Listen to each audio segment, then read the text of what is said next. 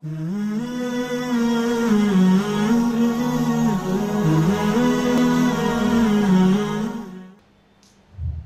pernah dalam daurah waktu bahas kitab Al-Adabul Mufrad, saya tanya ke Syekh tentang, karena Syekh waktu itu menjelaskan dengan penjelasan yang sangat mendalam sekali tentang masalah bulughah. Di saat yang sama ada ikhwah yang menanyakan ke saya tentang seorang perempuan yang punya ayah yang cerai dengan ibunya. Ayahnya ini sangat buruk akhlaknya, sampai menjelek-jelekkan anaknya, padahal anaknya ini hafidhah, perempuan, dipisu-pisui ya, dengan kata-kata yang kasar yang saya menyebutnya ini di sini malu ya. Dia bilang, apa ada tuh ayah kayak gitu? Maksudnya apa dia ini, pertanyaan saya itu, apa perempuan ini selama belum menikah itu, apa tetap harus berbuat baik kepada orang tua yang selalu berbuat jelek kepada dia terus? Iya, tetap harus. Terus saya jelaskan kasusnya, dia itu sampai berpikir gini aja, pakai SMS saja, yang penting tetap berhubungan dengan. Nah SMS yang dibalas ini kasar kan nggak pakai, terus tinggal dibusuk itu kan selesai. Yang penting tetap, saking beliau itu menekankan seorang itu harus berbuat baik kepada, jangankan jahat kepada manusia, mencaci maki Allah saja, menyembah selain Allah saja, kita itu tetap disuruh berbuat baik kepada orang tua. Tapi alhamdulillah insya Allah semua yang di sini orang tua muslim semua.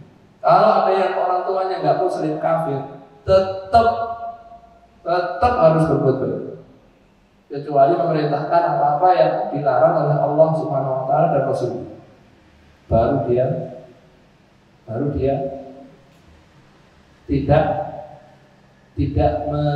melaksanakan perintahnya, tapi tetap ada tambahannya. Apa itu? Wa in jahadaka ala an tusyrika bima laysa laka bihi ilmun fala tuti'huma. Kalau mereka berdua, kedua orang tuamu, mengajakmu, bersikeras mengajakmu untuk menyekutukan kepadaku dengan suatu apapun, fala tuti'huma, jangan kau taati keduanya. Enggak berarti di sini wa shahibhuma fid dunya ma'rufa, dan temanilah, pergaulilah mereka di dunia dengan baik. Kenapa di dunia dikasih wa shahibhuma fid dunya ma'rufa? Karena di akhirat enggak ketemu lagi. Kenapa? Kalau masih mati dalam kekafirannya, ayah ibunya masuk ke neraka, enggak ada yang bisa menyelamatkan. Hatta Rasulullah SAW enggak bisa menyelamatkan.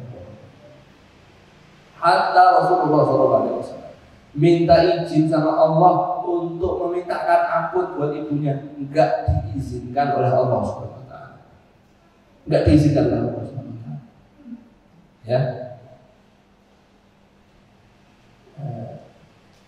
Ini hadis yang sahih. Hadis ya. Kemudian Nabi minta izin untuk ziarah kuburnya, kemudian diizinkan oleh Allah Subhanahu Wa Taala. Tapi tetap keadaannya apa? Ketika di dunia tetap harus memperlakukan kepada mereka dengan perlakuan yang baik. Harus, kecuali disuruh beli babi, ngampun tetap beli ayam tak beliin, tapi nggak boleh sama Tuhan saya. Ya pokoknya dengan baik, tetap harus baik, tetap harus baik. Apalagi ayahnya masih muslim tapi fasik, yang kafir tentang Allah saja masih harus diperlakukan dengan baik, apalagi ya, lebih ringan dari kekafiran. Wa an Abdillah bin Amr radhiyallahu anhuma qala ridha rabbi fi ridhal walidi wa sakhatur rabbi fi sakhatil walidi, rawahu Tirmidzi.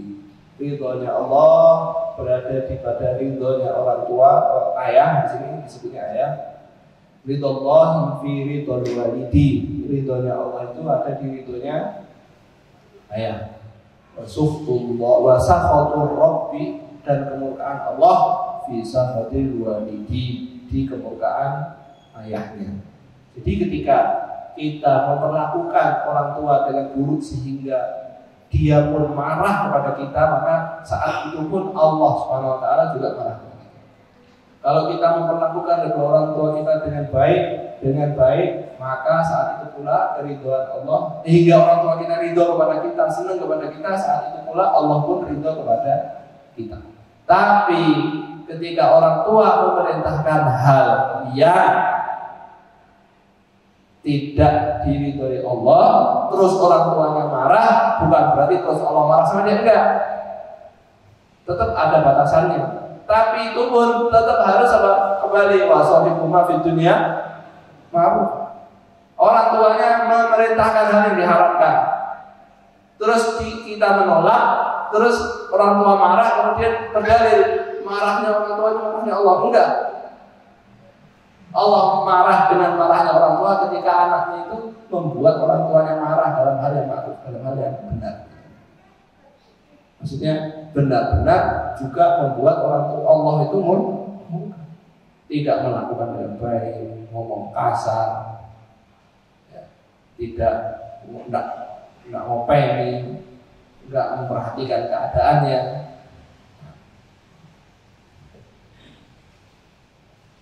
Maka hadis tadi seperti hadis-hadis sebelumnya, di mana menggabungkan haknya Allah dengan haknya orang tua. Ketika haknya Allah dipenuhi, haknya orang tua dipenuhi, Allah ridho. Tapi ketika haknya orang tua tidak dipenuhi, Allah apa? Marah. Allah marah. Nah.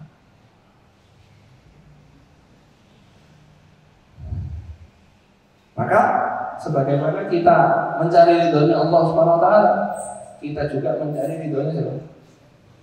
Orang.